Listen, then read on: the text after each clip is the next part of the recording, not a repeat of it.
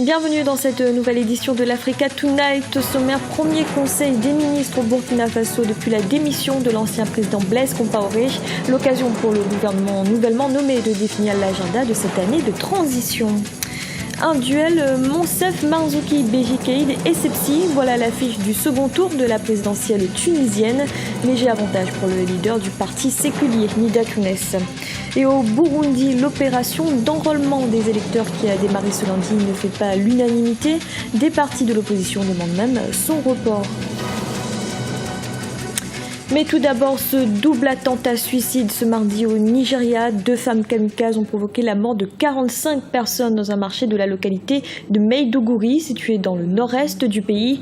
Pour l'instant, aucune revendication, mais les soupçons se portent sur le groupe terroriste Boko Haram, qui a déjà perpétré plusieurs attaques dans cette ville, capitale de l'État du Borno. Au Burkina Faso, le gouvernement de transition nouvellement nommé a tenu ce lundi son premier conseil des ministres, une séance menée par le président par intérim Michel Kafando et son premier ministre Isaac Zida. À cette occasion, les grandes lignes de l'agenda 2015 ont été définies. En reportage, notre correspondant Wendiam Valentin Compaoré. Le Burkina Faso vient de se doter d'un nouveau gouvernement. En effet, après plusieurs jours de tractation, le nouveau gouvernement de transition a été dévoilé ce dimanche soir. Lundi, ils ont tenu leur premier conseil autour du président Michel Kafando et de son premier ministre Yacouba Isaac Zida. Un gouvernement de transition de 26 ministres composé de personnalités issues de l'armée, de la société civile mais aussi la classe politique. Dans leur agenda, les élections de 2015 mais aussi des problèmes sociaux. Il s'agit de faire de l'économie numérique de manière générale, je dirais un levier de développement dans notre pays et de lutte contre le chômage. Je pense qu'il faut être très clair dans ce sens-là. L'économie numérique, certains pays l'ont démontré, peut permettre justement donc de lutter contre le chômage. Lors de l'investiture du président de la transition Michel Kafando vendredi dernier, il fustigeait la malgouvernance sous le régime Compaoré. Des dossiers qui sont inscrits dans le programme de ce gouvernement. On aurait un gouvernement de combat qui va s'atteler donc à travailler sur beaucoup de questions, beaucoup de préoccupations, notamment donc les questions de justice et les questions liées donc à l'amélioration des activités au niveau social des populations et évidemment aussi les questions, j'allais dire, liées à la lutte contre la corruption, la moralisation de la vie publique. Ce gouvernement de transition suscite chez les populations des réactions mitigées. Ainsi, le ministre de la Culture, Adama Sayon, est récusé par une partie de la société civile qui dénonce son rôle dans le non-lieu du dossier Norbert Zongo. Une erreur de casting selon certains observateurs. Et le ministre de la Culture du gouvernement de transition, Adama Sagnon, a démissionné ce mardi. Dès sa nomination, sa présence dans l'équipe ministérielle avait été très contestée par la société civile qui lui reproche son traitement de l'affaire Zongo, journaliste assassiné en 1998 et qui s'était achevé sur un non-lieu. Adama Sagnon était alors procureur. En Tunisie, c'est un duel serré qui s'annonce pour le second tour de la présidentielle. Les résultats officiels du premier tour qui viennent d'être annoncés ce mardi donnent Beji Caïd Essebsi, leader du parti Nida Tounes, en tête avec 39,46% des suffrages, mais suivi de près par le président sortant Monsef Marzouki qui réunit lui 33,43% des suffrages. Les autres candidats, eux, ne dépassent pas la barre des 8%. Anan Faro. Les estimations l'ont annoncé, l'instance électorale l'a confirmé. Il y aura bien un second tour de l'élection présidentielle tunisienne. Le chef du parti Nida Tounes, Beji Caïd Essebsi, arrive en tête du premier tour avec 39,46% des suffrages. Derrière, le président sortant Monsef Marzouki récolte lui 33,43% des voix. Un score plus serré que les premières estimations. Les résultats confirment la tendance des législatives du 26 octobre. C'est presque un second tour des législatives, voilà, en quelque sorte. Et ça promet d'être chaud, vu que ça se joue dans un mouchoir, à quelques centaines de milliers de voix. Le taux de participation ayant été de 64,4%. On s'attend à ce qu'il n'y ait pas un raz-de-marée au niveau de la participation au second tour de la présidentielle, d'autant plus que ça coïncidera avec les fêtes scolaires et les fêtes de fin d'année aussi. Le duel Essebsi-Marzouki s'annonce électrique. Ancien militant des droits de l'homme, Monsef Marzouki fait campagne sur le thème du rejet de l'ancien régime. Ministre sous la présidence d'Habib Bourguiba, le chef de Nida Tounes, Béji Caïd Essebsi, axe sa campagne sur le retour du prestige de l'État après 4 années mouvementées. La question sécuritaire est l'un des enjeux du second tour. Le président Marzouki avait gracié plusieurs personnes qui se sont retrouvées dans les camps, soit des terroristes, soit des criminels, de criminels organisés. Donc sur ce point, il n'est pas bien servi. Nider sont les victimes de l'insécurité et ont eu un de leurs leaders qui a été lynché et tué par des partisans proches de la mouvance du président Marzouki. Donc sur ce plan, ils peuvent surfer énormément pour dire non seulement nous on requiert la sécurité, et d'autant plus que nos leaders, 3 leaders au moins de ces mouvements ont été assassinés.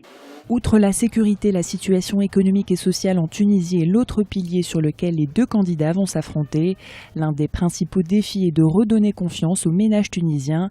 Selon des chiffres officiels, le pays compte plus de 600 000 chômeurs, soit 15% de la population active. Plus du tiers sont diplômés de l'enseignement supérieur.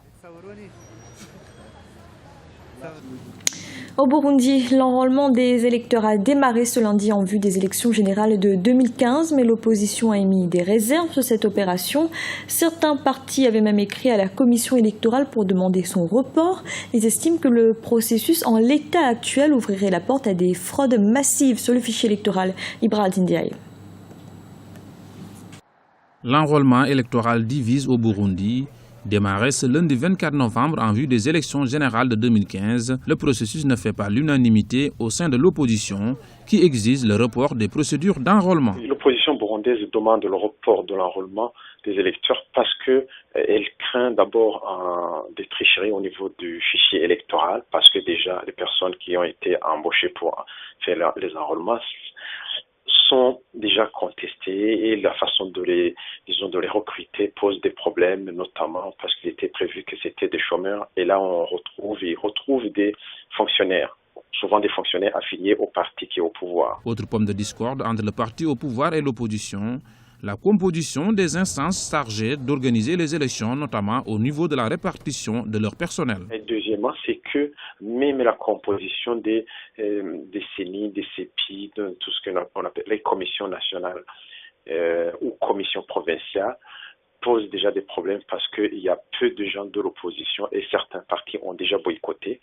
L'opposition craint qu'il y ait des tricheries, d'abord au niveau du fichier, deuxièmement au niveau de l'organisation. Et en plus, ce qui se passe, c'est que pour être enregistré, pour être recensé, il faut avoir une carte d'identité. Or, beaucoup de Burundais n'ont pas de pièce d'identité. Les élections des députés et des conseillers municipaux sont prévues le 26 mai 2015. Quant au scrutin présidentiel, il sera organisé le 26 juin 2015. Nouvelle étape dans la lutte contre l'épidémie d'Ebola. Des travailleurs de la santé de 6 États membres de la communauté économique des États de l'Afrique de l'Ouest suivent une formation depuis ce lundi dans la capitale ghanéenne, Accra. À l'issue de la formation, ils seront déployés en Sierra Leone, au Libéria et en Guinée pour renforcer le dispositif médical anti-Ebola. Anan Faro. Une coopération sud-sud dans le domaine de la santé. Annoncée par la CEDEAO, la formation entamée ce lundi au Ghana a pour vocation de préparer au mieux le personnel médical à contrer l'épidémie d'Ebola. Originaire du Bénin, du Niger, de la Côte d'Ivoire, du Ghana, du Nigeria et du Mali, 150 médecins infirmiers sont concernés. Il faut d'abord une formation initiale.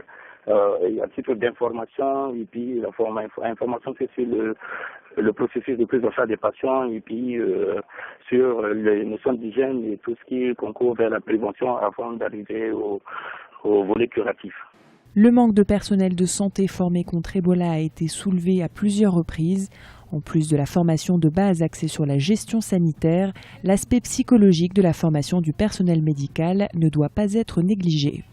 Une formation psychologique est très capitale dans ce sens où le virus il est très mortel, donc du coup il faut préparer d'abord les gens qui vont aller au contact des patients ou bien les gens qui n'ont pas encore contacté le virus. Donc une formation psychologique est vraiment capitale, il le faut.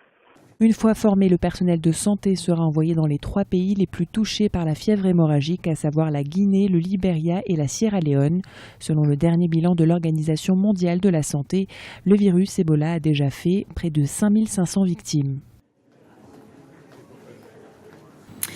Nouvelle étape dans la lutte contre l'épidémie d'Ebola. Des travailleurs de la santé de 6 États membres de la communauté économique des États de l'Afrique de l'Ouest suivent une formation depuis ce lundi dans la capitale ghanéenne, Accra. À l'issue de la formation, ils seront déployés en Sierra Leone, au Libéria et en Guinée pour renforcer le dispositif médical anti-Ebola. Anan Faro.